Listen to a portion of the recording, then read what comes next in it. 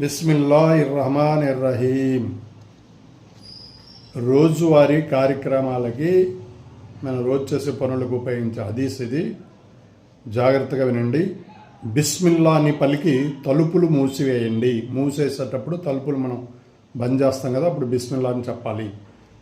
ఎందుకంటే సైతాను మూసి ఉన్న తలుపులను తెరవడు.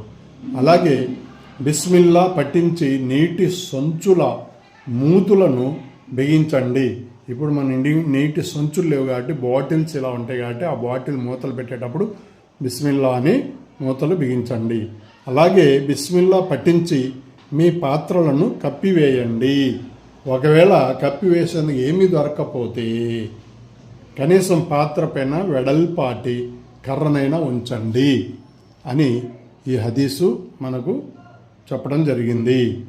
కాబట్టి ఇక్కడ మీరు చూడాల్సిన ఇది మనం బుఖారీ గ్రంథం నుండి సేకరించడం జరిగినది.